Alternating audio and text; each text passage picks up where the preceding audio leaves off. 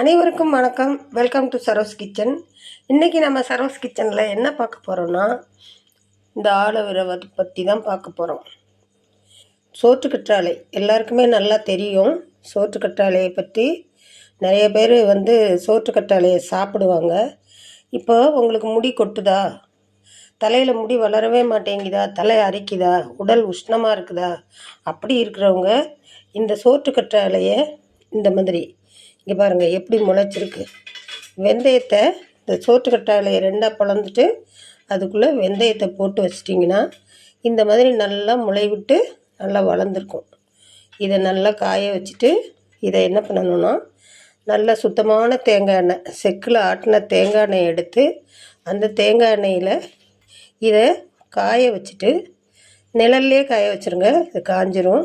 காஞ்சதுக்கப்புறம் அந்த தேங்காய் எண்ணெயில் இதை போட்டு தலைக்கு தேய்ச்சிங்கன்னா முடி நல்லா வளரும், உடலும் நல்லா குளிர்ச்சியாக இருக்கும். ரொம்ப ஆரோக்கியமானது இந்த ரெமடி. கண்டிப்பாக நீங்களும் இதை ட்ரை பண்ணி பாருங்கள். உங்களுக்கே ரொம்ப ரொம்ப பிடிக்கும். நல்ல ரிசல்ட் கொடுக்கும் இது. இப்போ பாருங்கள், இந்த சோற்றுக்கற்றாழையை நம்ம வெட்டும்போது பார்த்திங்கன்னா இதில் ஜெல் நிறைய இருக்கும். அது எல்லாத்தையும் உறிஞ்சி தான் இந்த வெந்தயம் இந்த அளவுக்கு பாருங்கள் முளை விட்டுருக்கு. முளை விட்டு 3 நாள் ஆகணும். இது ஒரு நாள் இதில் போட்டுட்டு நல்லா டைட்டாக கட்டி வச்சிட்டிங்கன்னா அதுக்கப்புறம் பார்த்திங்கன்னா இது நல்லா முளைச்சி வந்துடும். இது போல் இதை நிழல்லையே காய வச்சுட்டு தேங்காய் எண்ணெயில் போடணும். இந்த சோற்றுக்கற்றாழை 2 மடல் எடுத்திருந்தேன். அதில் இவ்வளோ வெந்தயத்தை போட்டு வச்சுருந்தேன். 3 நாள் ஆகிடுச்சு. பார்த்திங்கன்னா இந்த அளவுக்கு நல்லா முளை விட்டு நல்லா வளர்ந்து வந்திருக்கு பாருங்கள். இது உடலுக்கு ரொம்ப ரொம்ப குளிர்ச்சியை தரும்.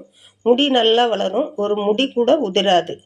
இந்த ரெமடியை நீங்கள் செஞ்சு பார்த்தீங்கன்னாவே உங்களுக்கு நல்ல ரிசல்ட் கிடைக்கும். அது இல்லாமல் வெந்தயம் உடலுக்கு ரொம்ப ரொம்ப குளிர்ச்சியை கொடுக்கக்கூடியது. உடலுக்கு ஆரோக்கியத்துக்கு ரொம்ப ரொம்ப நல்லது. நல்ல அயன் சத்து நிறைய இருக்கக்கூடியது. டயபெட்டிக் பேஷண்ட்லாம் இந்த வெந்தயத்தை ஊற வச்சு இதை காய வச்சு பொடி பண்ணி சாப்பிட்டாங்கனாவே அவங்க டயபெட்டிக் கண்ட்ரோலுக்கு வரும். அந்த மாதிரி நிறைய நன்மையை செய்யக்கூடியது வெந்தயம். வெந்தயத்தை பற்றி உங்கள் எல்லாருக்குமே நல்லா தெரியும், நான் சொல்ல வேண்டியதில்லை. இந்த ரெமடியை செஞ்சு பாருங்கள், உங்களுக்கு ரொம்ப ரொம்ப பிடிக்கும். நல்ல ரிசல்ட்டும் கொடுக்கும்.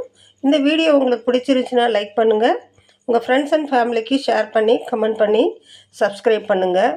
உங்களோட ரிசல்ட்டை நீங்கள் கண்டிப்பாக எனக்கு கமெண்டில் சொல்லுங்கள். தேங்க்யூ. மீண்டும் சந்திப்போம்.